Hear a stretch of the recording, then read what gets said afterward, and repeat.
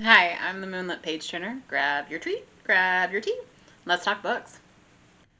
For today's reads, we are traveling to Bosnia and Herzegovina. So normally, and in the past, when we talk about places that have an "and" in it, there's sometimes two distinct different lands or islands. In this case, this is one country.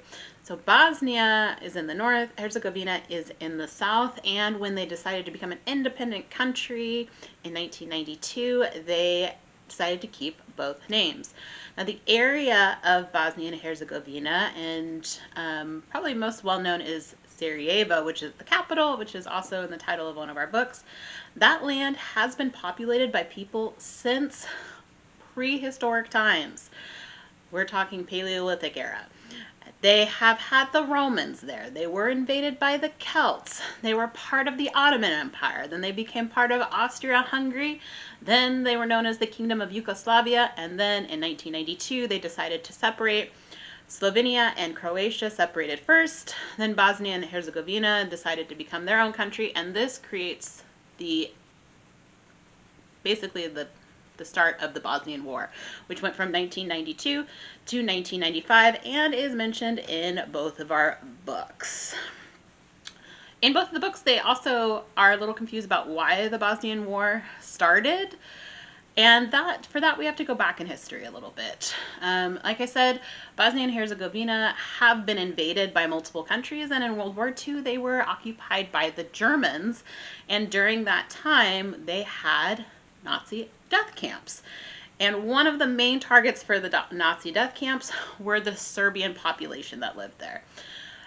After the prime minister and president, who was really well liked in that area and in some others, his name was Tito, and he's also mentioned in both of these books.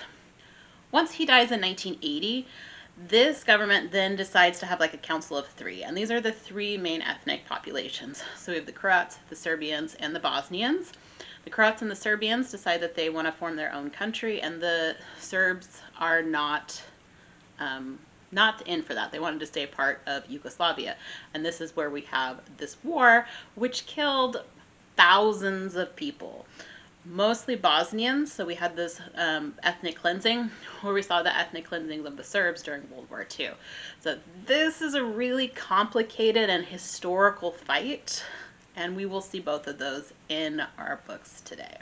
Before we get into this month's reads, let's get into our treats. And you'll see two distinct items here because I had a little bit of a fail when looking for a recipe for Bosnia and Herzegovina.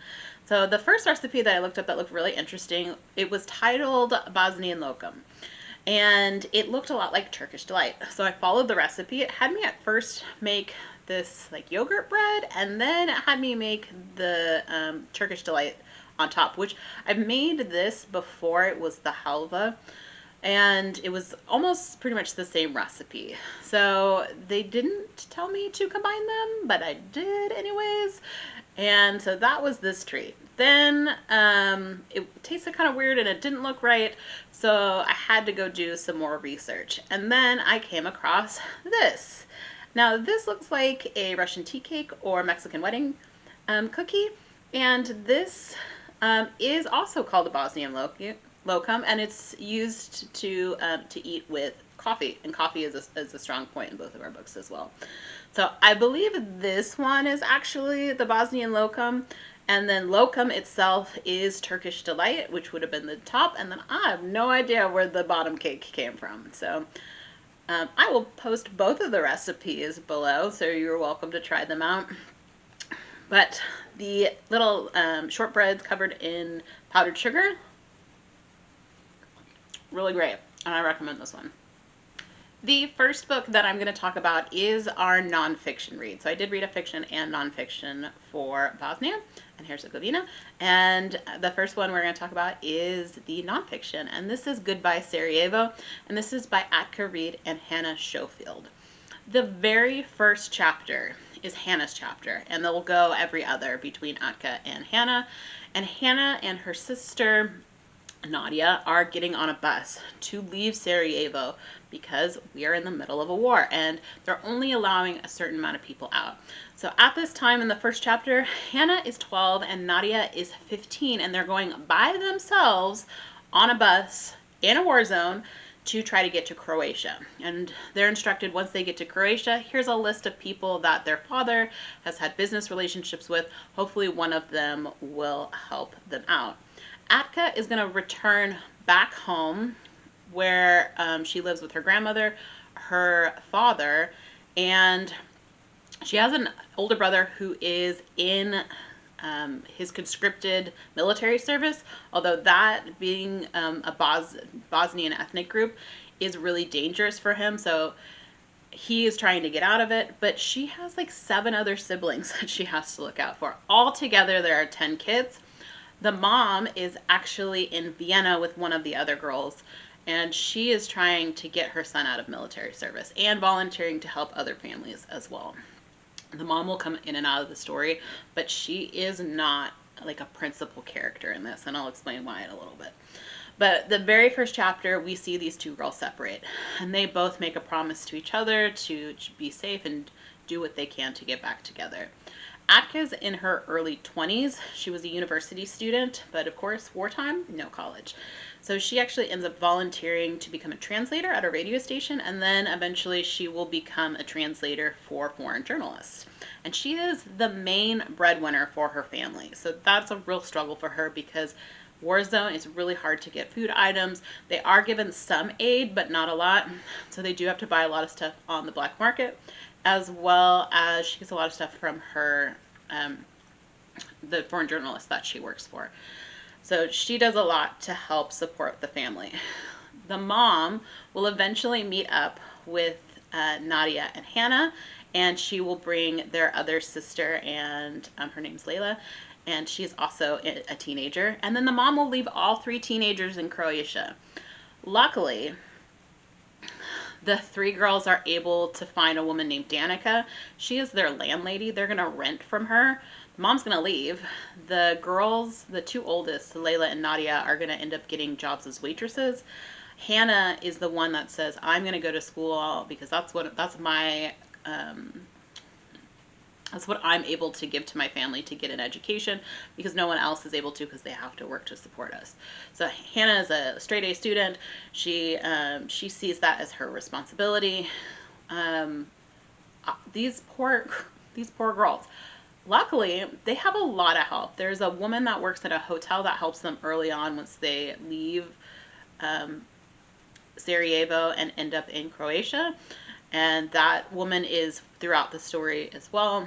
And then Danica is their landlady, and Danica will actually take Hanna into her home because she has a daughter who's a similar age, and so she will actually feed and take care of Hanna. And Nadia and Layla are kind of doing their own thing on their own. But again, Nadia is 15 when she leaves, and so she decides, I can't do school, I have to work to be able to support myself and my siblings.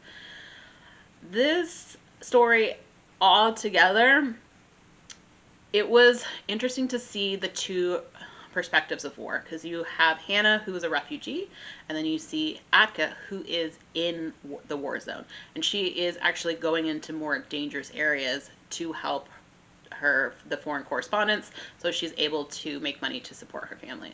So you do see both sides of that. The story moves very quickly. Time ends up jumping, so we do see at least a year and a half, almost 2 years through this story. We see the relationships that they build with other people. I will say the refugees, luckily, the 3 girls, find really supportive people, because we kind of see the stories of refugees as either being helped or harmed because people blame them for a lot of things. So they were able to find a lot of people who helped really support them. They did have a lot of struggles, so it wasn't an easy streak for any of these girls. But eventually at the end, they are all able to come together. And again, this is a true story. Atka has her own adventures helping her family and helping Andrew, who ends up being her husband, because he is one of the photojournalists that she helps translate. So altogether, it was an interesting take with the 2 sisters having 2 different experiences. It moves pretty quickly. It is a little bit more of a matter of fact than an emotional read, but I'm really glad that I chose this one. The next book that I'm going to talk about is How the Soldier Repairs the Gramophone, and this is by Sasa Stanisic, and it is fiction, but it is historical fiction because our principal character, who is Aleksandar, he is in, again, Bosnia during the war, and him and his family will eventually leave the area and they will go to Germany, although his parents also end up going to the United States. So both books, the kids are left on their own, which is, to me, crazy. This book was like having intense ADHD. We see the story of Aleksandar. It starts with his grandfather's death, and then we see the funeral. And so when you're reading the story, you see bits of what the actual story is, but then intertwined in all of that is every single detail that is happening in the room. So it's like if you were trying to listen to a conversation between two people, but then you saw a bird, and then there's some kids playing with a football, and then so you see all of these things, so you really have to concentrate. It is a totally different book than I've ever read before, but I really had to focus on what the actual story of this is. Aleksandar is a great main character. He does see things a little differently, and we get the perspective of a child in wartime, which again is, you have an adult writing a book about a child, but it really feels like a child. And the way that he perceives the world is a little different. He, at his grandfather's funeral, he has a magic wand and a hat, and he tries to see if he can revive him, which was really sweet. The other really sweet part of the story is about halfway through, Aleksandar is in Germany, and he is constantly writing letters to a girl. Her name is Atka, and it is a girl that he met when he was younger, and he ended up actually trying to save her when they were pulling certain ethnic groups out, and he says, oh no, this is my sister. And so they don't end up taking her. They took her parents though. And so he is constantly trying to figure out what happened to this girl. And so he writes letters. He ends up calling anyone he can in his hometown to find out if they are her, or if they know her, or know what happened to her. And then we also see her writing letters as well. So you do know that she made it, she's alive. And you do see every connection with them towards the end of the book. Very different first half to the second half as well, because you do see it's kind of a reversal. Once he makes it to Germany, he kind of thinks backwards again. So I just felt like I was getting sometimes two takes on this.